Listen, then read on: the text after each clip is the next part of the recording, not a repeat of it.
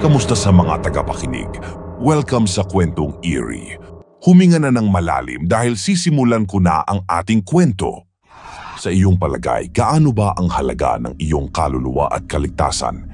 Sino ba ang hihingan mo ng tulong sakaling mawalan ka na ng pag-asa sa buhay? Para sa maraming tao, ang pananampalataya ang kanilang huling sandigan at kinakapitan. Subalit paano kung ang mismong pinagkakatiwalaan mo ng iyong kaluluwa ang maghahatid sa iyo sa tila impyerno sa lupa? Kilalanin natin si Mariam Soulakiotis, isang madre na ngayon ay kilala bilang Mother Rasputin sa kasaysayan. Mula sa isang payak na pamumuhay bilang isang manggagawa sa bansang Greece, si Mariam Soulakiotis ay pumasok sa kumbento ng Greek Orthodox Church noong 1900. Bilang suporta at pagsang-ayon ay nanilbihan siya sa ilalim ng pamamalakad ni Bishop Matthew. Sa pamumuno rin ni Bishop Matthew Karpatakis na may pinakamataas na posisyon noon sa Vrestena, nagsimulang umakyat ang ranggo ni Mariam bilang madre sa monasteryo. Dito magsisimulang makilala si Mother Mariam Soulakiotis, subalit dito rin magaganap ang mga hindi kapanipaniwalang kalupitan ng madre sa mga nananampalataya sa kanya. Sa pagtutulungan ni Mariam Soulakiotis at Archbishop Matthew Karpatakis ay naitayo nila ang sariling monasteryo ng pananampalataya na tinawag na Panagia Pevkovuno Getrisa Monastery noong 1923. Layon nito na mapagtibay ang pananampalataya at pagpapanatili sa tinaguriang Old Calendarists ng Greek Orthodox Church. Gayunpaman, hindi ang pagpapatibay lamang ng pananampalataya ang naging pangunahing gawain ng kanilang simbahan. Kabilang dito ang pagpapalago ng pondo mula sa mga kasapi. Dito nagpakita ng kakaibang galing si Mother Mariam. Dahil may katandaan na sa edad na 66 si Archbishop Matthew, si Mother Mariam ang tumayong leader ng kanilang simbahan. Mula sa pagkatatag noong 1923 at sa loob lamang ng halos 2 taon, ay pinaunlad ni Mother Mariam ang mga ari-arian ng simbahan sa hanggang mahigit 7 ektaryang lupain. Sa parehong taon ay makakalikom din siya ng 2 pang lupain para sa monasteryo. Naging bahagi rin ng misyon ng simbahan ang paggamot sa sakit na tuberculosis noong panahong iyon. Ito ay karaniwang sanhi ng pagkamatay at lubhang mailap ang gamutan noon sa tuberculosis. Pinaniwalaang mahusay para sa mga pasyente ang pagtira at pagpapagaling sa mga lugar na mataas na kalupaan. Dito pumasok ang mga pagpapalaganap ni Mother Mariam ng kanilang kumbento bilang paggamutan din sa tuberculosis. Ganap na kinilala bilang Abbess si Mariam noong 1950 gawa ng pagtanda at tuluyang paghina ni Archbishop Matthew. Kinakitaan ng galing at sigasig si Mother Mariam ng mga kasapi ng kanilang monasteryo, kaya naman siya ang tinitingala nila bilang susunod na tagapamahala na humalili kay Archbishop Matthew. Siya ay kilalang magaling, matalino, mapamaraan at malupit kung kinakailangan.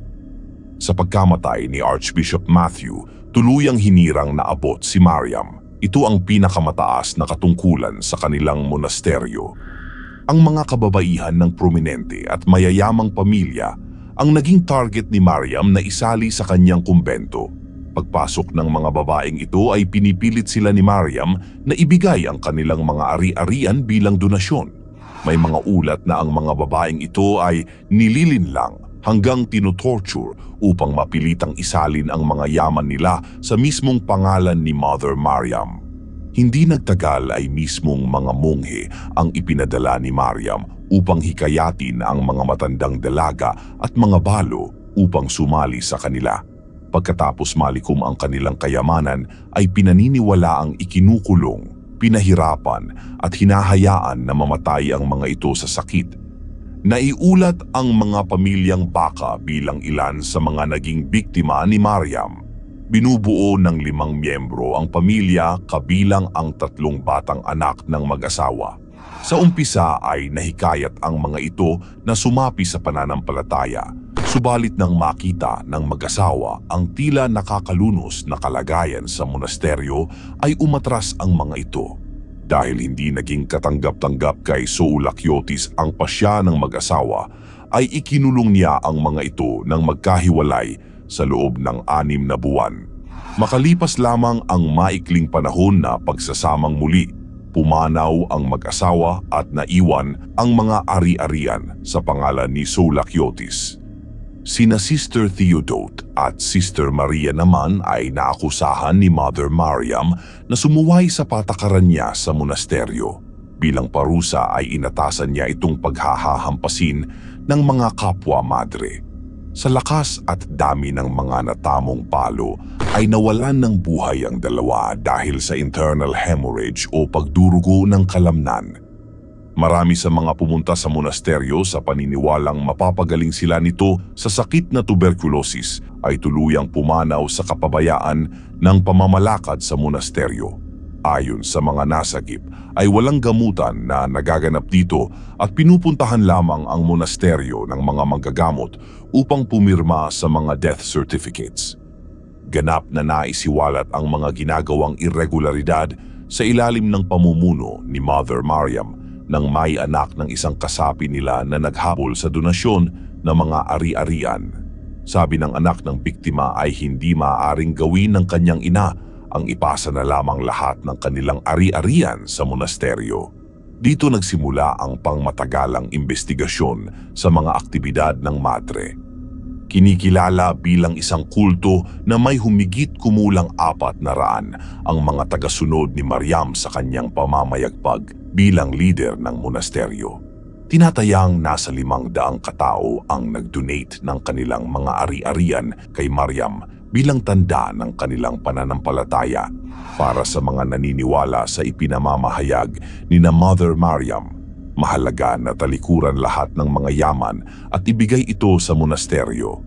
Kasama sa mga gawain na dapat tuparin ng mga miyembro ay ang pag-aayuno at pagsasagawa ng panahon ng pananahimik. Itong mga ritual ay hindi iba sa mga nakasanayan ng ibang relihiyon kaya hindi agad nakilala ang lagim at pagmamalabis sa likod ng mga ito. Habang nililitis si Mariam sa Greece ay nagmarcha ang mga miyembro bilang protesta laban sa nag-aakusa dito. Maraming mga tagapagtanggol ni Mariam ang nagsasabi na kaya lamang nagkaroon ng mga kaso si Mariam ay dahil sa mga lalaking bishop at monghe na naiinggit sa impluensyang nababalot sa pangalan nito bilang pinuno ng monasteryo. Sa kabila ng mga patong-patong na akusasyon, ay nahirapan ang mga otoridad na mapagtibay lahat ng mga kaso kay Mariam. Dahil nasa likod ng pagkilala ng pananampalataya, idinadahilan na kaya binigay ng mga tao ang kanilang ari-arian kay Mariam ay dahil ninais na nilang pumasok sa tinaguriang vow of poverty bilang daan sa kanilang kaligtasan. Idinagdag pa ng mga ito na marami sa mga sumasapi ay matatanda na at namamatay na lamang sa mga natural na dahilan. Mula sa mga nakolektang datos ay tinatayang 27 pagpatay at 150 pang pagpapabaya na nauwi sa kamatayan ang naitalang pagkakasala sa ilalim ng pamumuno ni Mariam.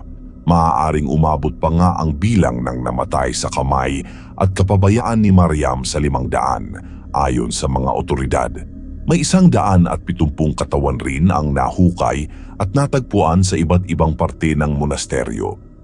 Noong nagtungo ang 85 pulis sa monasteryo upang magsagawa ng raid at dakpin si Soulakiotis, kinalugad ng mga ito ang buong lugar. Napakaraming kalunos-lunos na sitwasyon ang tumambad sa kanila. Mula sa kalidad ng pagkain na ipinamimigay ng mga madre, natagpuan nila ang mga babaeng halos putot balat sa malnutrisyon.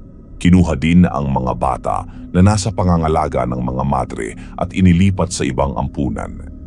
Naging kontrobersyal ang mga pagdinig sa kaso ni Soulakiotis dahil sa di umano'y voluntaryong pagsapi ng karamihan sa mga biktima nito. Sang-ayon din sa depensa ng nasasakdal ay kinailangang ipasok sa pangalan ni Soulakiotis ang yamang nakuha mula sa mga nananampalataya dahil wala namang sariling account ang monasteryo at siya ang kumakatawan dito. Sa pagtatapos ng mga paglilitis na umabot ng 14 na taon, namatay si Mariam Soulakiotis nang hindi lubusang napagbayaran ang mga krimeng ibinintang sa kanya. Namatay siya sa kulungan sa edad na 71. Hanggang sa kamatayan niya ay hindi inamin ni Mother Mariam Soulakiotis na siya ay nagkasala. Ayon sa kanya, ang mga akusasyon ay gawa-gawa lamang ng demonyo. Sa huli, siya ay nasentensyahan bilang may sala sa mga bintang na inihayag sa korte. Sa kabila noon, marami pa rin ang naniniwala sa kanya, kabilang ang mga babaeng di umano ay bagong anib sa kanilang samahan. Ang mga ito rin ay tila biglang naglaho at hindi na nahanap ng mga otoridad hanggang ngayon. Hanggang ngayon ay mayroon pa ring mga naniniwala at sumasampalataya kay Mariam Soulakiotis at nagdarasal sa kanya bilang santo. Patuloy na kinikilala rin ang paniniwalang naitatag nila ni Archbishop Matthew. Nagtago ang madilim na pagkatao ni Mariam sa likod ng dalisay na pagkakakilala ng karamihan sa mga madre. Kung anuman ang tunay na nilalaman ng kalooban ni Soulakiotis, ay siya lamang ang lubusang nakakaalam. Ang trahedya dito ay ang napakaraming tao na naniwala at sumunod sa kanya sa pagkapit sa pag-asang kaligtasan na sana'y nakamtan nila, ngunit napalitan ng hirap at pasakit. Para sa iyo, naging makatarungan ba ang pagbansag kay Mariam bilang Mother Rasputin o pinakamalupit na babae sa kasaysayan? Salamat sa inyong pakikinig. Huwag kalimutang mag-subscribe para hindi mahuli sa mga susunod pang nakakakilabot na kwento.